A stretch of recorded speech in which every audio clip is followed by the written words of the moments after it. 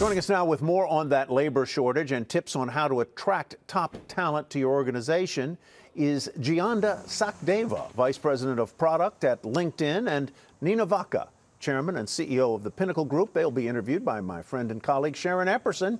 She is Senior Correspondent for personal finance, not political finance, personal finance at CNBC. Sharon?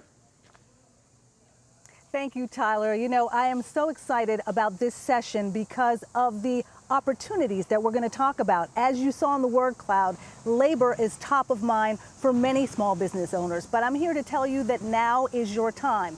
Many small business owners need employees, and many workers want new jobs. Just this week, Personal Capital released a survey that showed that 2/3 of Americans, 66%, are interested in switching jobs right now. And younger workers value flexibility over pay.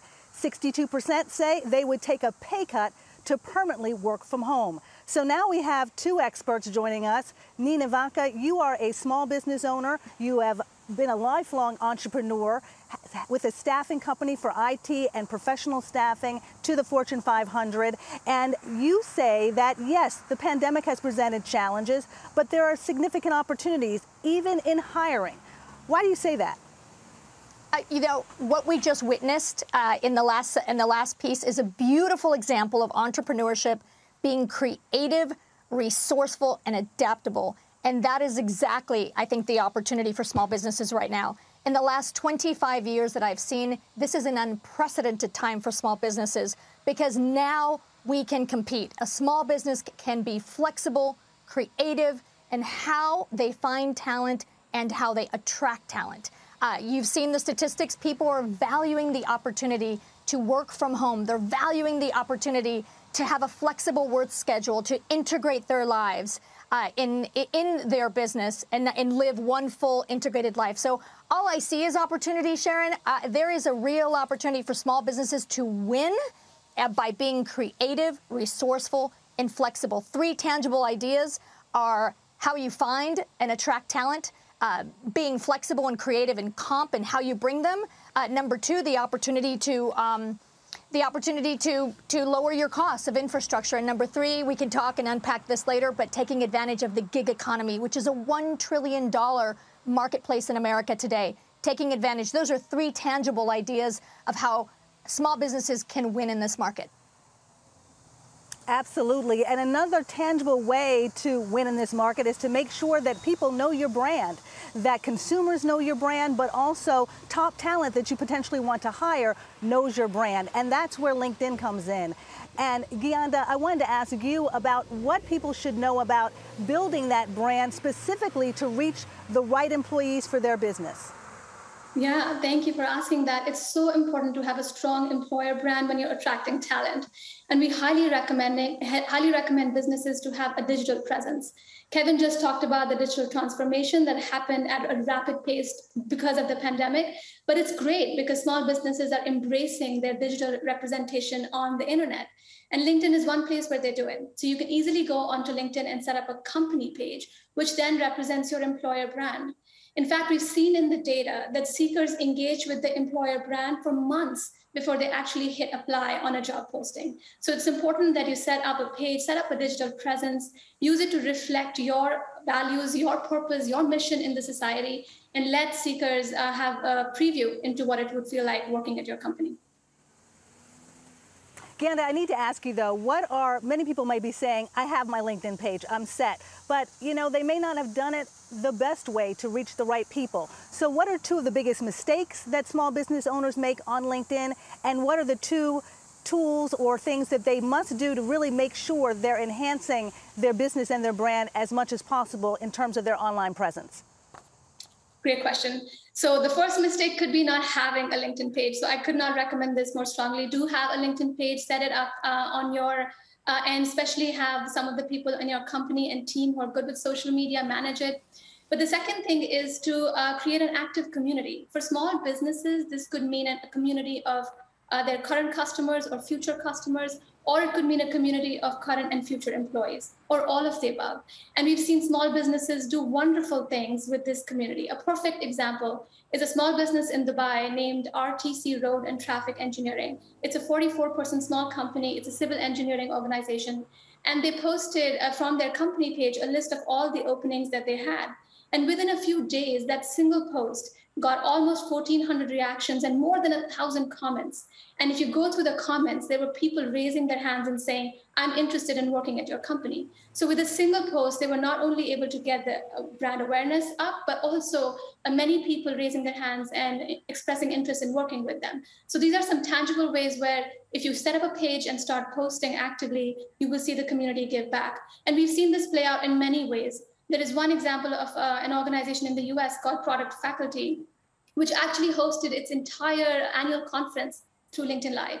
And when they went live, there were so many people who engaged with their content. They produce comprehensive training and resources for product management. It's a 16-person organization, but the amount of brand awareness they got by hosting their entire conference online is incredible. And there were over 1,000 comments during their live session, and many of them wanting to learn more, hopefully becoming future customers, and some even becoming future employees. That's great. That is great. You know, we have had thousands of people register for this event, and many people already sending in questions that they want both of you to answer. So I want to get to some of their questions right now. One of them comes actually on video from Stephen. Let's look at it. Hello, my name is Stephen Pajevic from Sarasota, Florida. My question is, while attempting to hire in this economy, what is the best way to share our message, our unique value proposition, and culture? We want to hire great team members, but short of simply posting the job opening online, how do we get people engaged, thinking of us, and become the place potential team members actually seek out? Our company is engaged in the community, is sustainable, environmentally conscious, and exudes qualities of diversity, equity, and inclusion. In short, what should we do now? Thank you. Well, Nina, I think that this person has really outlined their mission and purpose pretty clearly here. I'm not sure if their LinkedIn page says all that, but what do you think? What is your answer to Stephen? What should be done now? You know, a great opportunity, just to build on what we were talking about in LinkedIn, is to use social media presence to communicate not what you think people want to hear, but what your values truly are. You cannot fake authenticity. And so by really speaking about your values, and not just yourself as the CEO or the entrepreneur, but your people. Nobody speaks louder than your current people and how they really feel about working at your company. I think it's important to be transparent about values, because recruiting people to your business, recruiting in the essence of the word, is about combining the right people with the right opportunity. So being transparent about what the opportunity and the challenges are in your business, and you're going to attract the right people. Excellent, excellent. Another question. Letisa wrote us with this question. Do you have any helpful tips for a recruiter for work-at-home positions? What can I do to not sound gimmicky while recruiting? Gyanda, what do you say? Yeah, I think there is a lot of changes happening in the workplace almost everywhere. And so this is becoming more commonplace for people to talk and ask about workplace options. Is it remote? Is it flexible? Is it hybrid? So I think it's actually a conversation that people want to have. And if your organization has a specific policy around this, it's actually worth sharing and talking about so people can chime in and share their feedback. We call this the great reshuffle, where the employers and the employees are starting to think about the values that matter to them.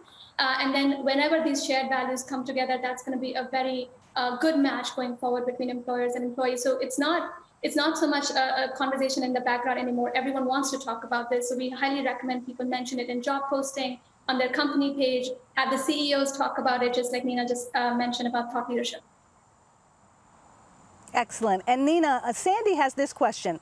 I have a non-medical home care agency, and staffing has always been a problem. It's even worse now, and the potential employees are calling the shots. How do we turn this around where a small business person is not being held hostage to the labor market? What do you say, Nina?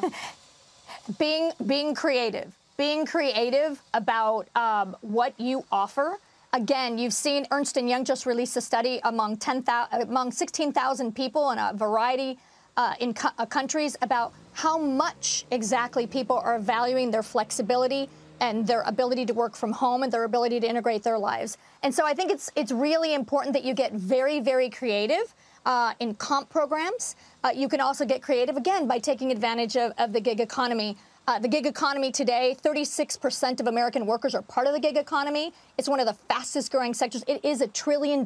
It is the phenomenal tsunami that will continue to grow. If it continues to grow at this pace, the gig economy will employ 50% of Americans by the year 2027. And so you can get very creative as a small business by outsourcing small projects to the gig economy. There is a number of online platforms today. Some of them are more specialized and some of them are more general. But you have seen some of them. You've heard of them. SheWorks, Fiverr, TaskRabbit, Upwork. These are all online platforms that you could leverage to get projects done within your business in a way that small businesses have never been able to take advantage before. This is part of the unprecedented times. And one of the things I really want to talk about is that this is a time for action. We are not going to get multiple rebounds. This is a rebound environment. This is a time for action. This is a time for bold steps. This is where you can, it's a career-making environment. It's a name-making environment. This is a time for action. I want to invite all entrepreneurs to really be in the mindset that this and the dynamics and the challenges around us, they are happening for us. They're not happening to us. And if we can change our mindset to the fact that they're happening for us, then we start to get really creative. Absolutely. And a lot of people want some actionable steps that they can take right now. They're on fire on Twitter, sending in questions as well. And you know that. Hashtag CNBC Small Biz and also, of course, CNBC Events. One question on Twitter, this person is asking, as a small business owner, it's difficult to pay your staff 100% during these pandemic times. Order fulfillment and billing would happen only when things return to normal. What other benefits can we extend to staff so they feel motivated to continue to work? So, Gyanda, my question to you is, what benefits trend the most on LinkedIn? What are potential employees looking for, and what should small business owners be sure to include? Yeah, that's a great question. And I think Nina mentioned the flexibility in the opening. This is very important right now. Everyone has flexibility on their minds, and that's a benefit that is here to stay. Another one that we think is actually something people have started caring about a lot more now is culture.